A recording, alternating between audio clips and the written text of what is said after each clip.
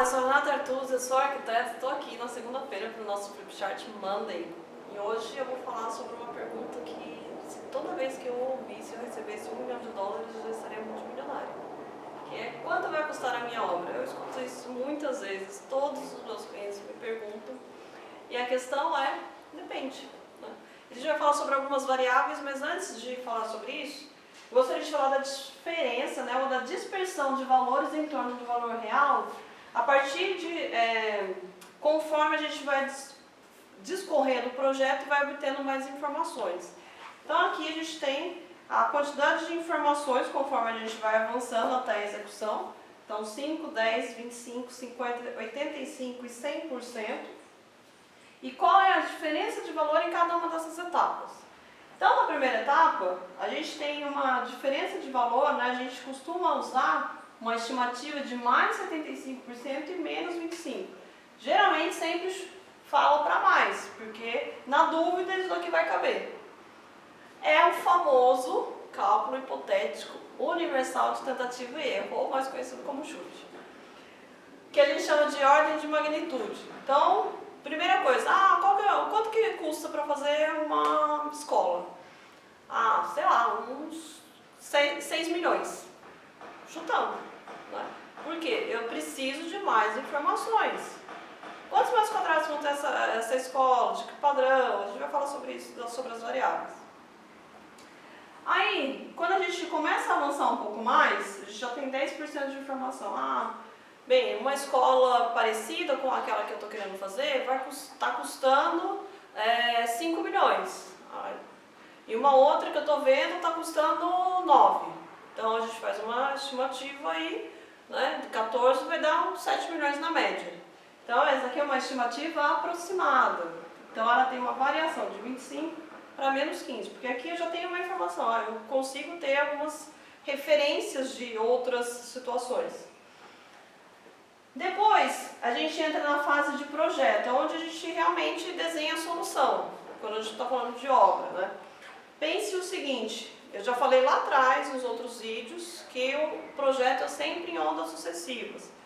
E o projeto de arquitetura, ele é o planejamento para a obra, é ele que dá o escopo para a obra. Então, quando eu chego nesse momento aqui, aí eu avanço muito mais na questão das informações. Né? Nele eu vou especificar materiais de acabamento, quantas paredes, quantos banheiros, consequentemente quantos vasos sanitários. Isso daí impacta na quantidade, impacta no padrão, impacta em vários aspectos. Fiz o projeto, está aprovado, daí o que a gente parte? A gente parte para a cotação. Né? A gente faz uma planilha de obras e a gente já está aqui com 50% das informações. Por quê? A gente fez esse projeto, tem algumas informações, já estamos prevendo coisas que vão ocorrer no futuro, mando para o mercado, peço para aquelas pessoas que têm pretensão de, ou que têm a possibilidade de executar o serviço, para que elas me passem os valores para execução, que é o que a gente chama de cotação. Então, nessa fase aqui, a gente está com uma variação de mais 10% e menos 5%. Ok, fizemos a cotação com mais de uma empresa, 3 empresas, negociamos e chegamos no contrato para a execução da obra. Então aqui nesse momento a gente ainda tem uma variação de mais 5, menos 3%. Renata, mas peraí, eu já contratei a empresa, ela falou que ia cobrar tanto, mas não vai ser isso? Depende. Se no meio do caminho você solicitar durante a execução da obra, o que é muito comum, fazer alguma alteração na obra, eu vi esse forro aqui, não gostei, vai ter que alterar, vai ter que cobrar, porque isso aqui não estava previsto em contrato. Então ainda tem uma variação até que seja uma execução, porque a gente só vai ter esse 100% de exatidão quando ele for um fato. Então, quando a obra já estiver executada. Aí a gente tem alguns tipos de estimativas, né? Quais são? Como que a gente chama elas? Então, a ordem em grandeza, aquela o chute, né? A primeira coisa que a gente fala quando alguém perguntar quanto você acha que vai custar, e você não tem muita informação, é ordem em grandeza, é chute, porque você precisa de mais informações para dar um valor mais próximo do real. Uma estimativa análoga é quando a gente compara projetos semelhantes. Com franquia isso é muito fácil de comparar. Ah, eu vou ter uma loja de shopping que vende hambúrguer, então quanto que o McDonald's cobra, né? Quanto que é o metro quadrado para a instalação do McDonald's? Já uma loja do McDonald's sai por 2 milhões. Então, será que a minha vai sair 2 milhões? E paramétrica, que é onde a gente estabelece o parâmetro na construção civil mais comum é o metro quadrado. Então, se eu sei que se a média é R$ 1.300 por metro quadrado, eu vou ter 100 metros de loja, consequentemente, eu vou ter 130 mil por metro, pelo valor total. É a estimativa. As franqueadoras, elas costumam dar esse tipo de estimativa, né?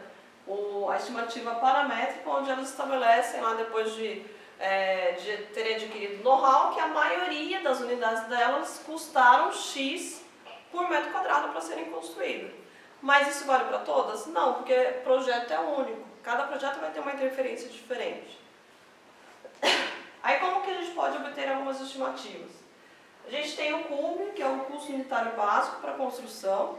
Então ele estabelece padrões de projeto e daí ele cria um parâmetro de valor por metro quadrado.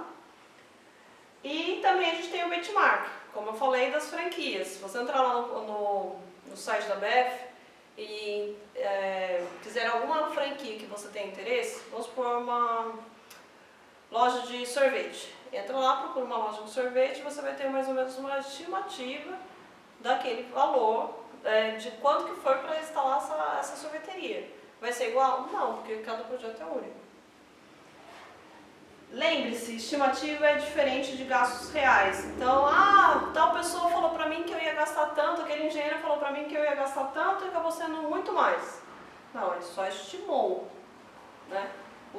A estimativa, ela serve muito mais como um estudo de viabilidade financeira para você ver, assim, olha, se falaram para você, você não gasta menos 500 mil reais e você não tiver esse valor, nem entra.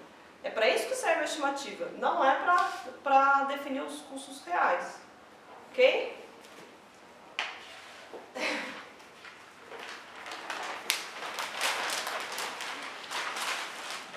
Aí como eu falei, a gente tem diversas variáveis, porque por mais que eu tenha outros parâmetros para comparação, outros projetos para que eu possa tirar como referência, tenho variáveis que são únicas para cada projeto, para cada ponto.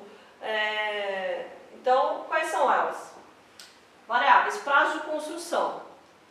Se você está comparando uma rede de franquias, todas as unidades saíram por 1.300, a média dos valores foi R$ 1.300 por metro quadrado. Ok, quanto tempo elas demoraram para ser construídas? 3 meses, mas eu quero a minha em 1 mês. Então a sua não vai ser R$ 1.300, porque esse prazo mais curto vai encarecer a sua obra, porque você vai precisar investir mais recursos concentrados para que essa obra seja mais rápida. Então o prazo de construção influencia. Localização. Dependendo da região, há maior disponibilidade de mão de obra e também de matéria-prima. Aqui em São Paulo, por exemplo, o custo da construção é muito mais caro do que o custo no Nordeste, porque lá tem muito mais disponibilidade de materiais do que aqui. Mas, em compensação, a mão de obra daqui também tem mais disponibilidade. Então, depende também da localização. Metro quadrado. Óbvio que uma obra de 100 metros quadrados é mais cara que uma obra de 50 metros quadrados. É quantitativo. Então, se a gente vai multiplicar metragem por R$ 1.000 por metro quadrado, uma loja de 100 metros quadrados vai custar 100 mil, de 50 vai custar 50 mil. Aí também impacta o tipo de construção. Qual vai ser o tipo de construção? É convencional? É estrutura metálica? Ou então vai ser uma obra, vai ser uma obra do zero, vai ser uma reforma? Você vai estar utilizando só drywall? Como é que é isso? Isso daqui impacta também. A estrutura metálica ela tende a ser mais cara, não é tão usual aqui no Brasil. Compensação é mais rápida e você economiza com logística. Então, vai muito de estudar caso a caso. Padrão arquitetônico. Uma casa de alto padrão e uma casa de baixo padrão, elas vão ser têm valores diferentes. Mesmo que a metragem seja a mesma.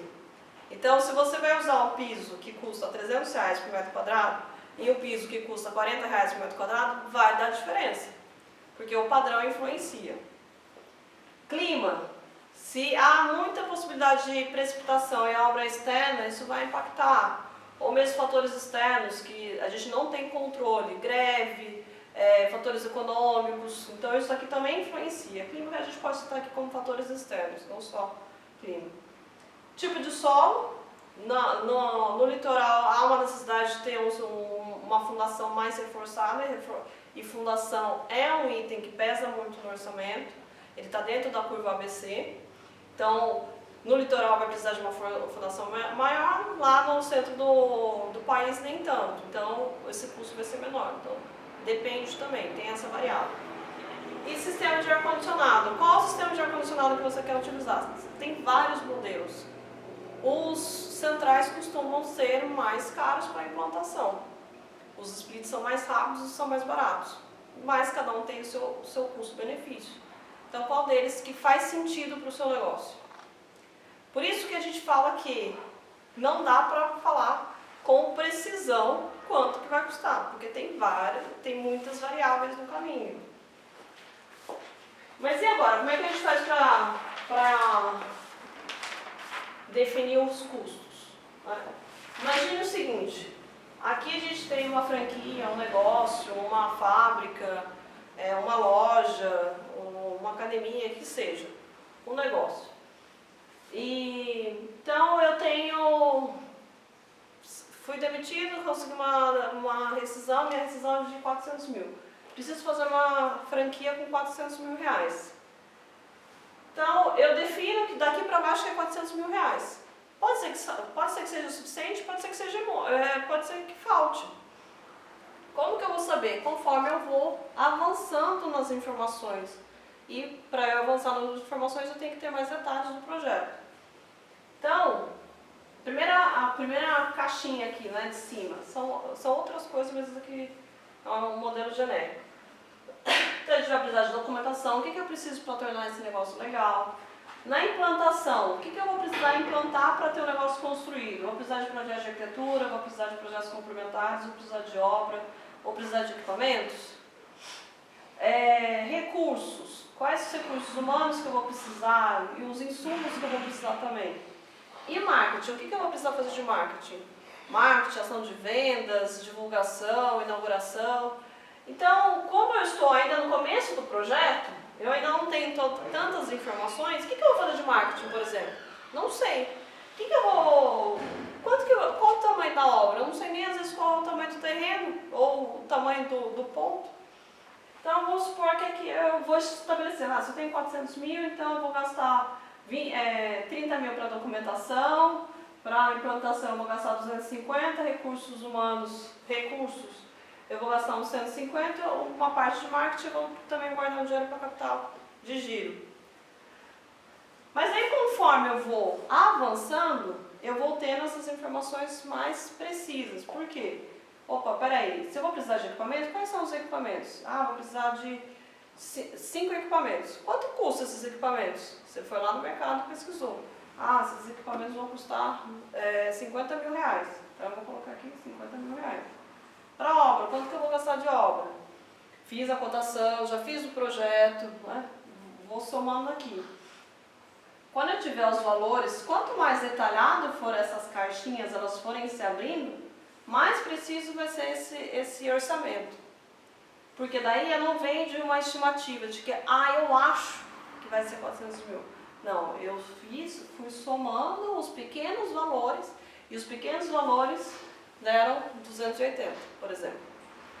Então, o que eu tinha para falar sobre orçamento. Se você ficou com dúvidas, se você quiser perguntar alguma coisa sobre quanto vai custar a sua obra, eu não vou conseguir responder, mas eu posso te ajudar a encontrar o caminho para chegar nessa informação. Te espero nos próximos vídeos, não esquece de deixar aqui seus comentários e até mais. Tchau!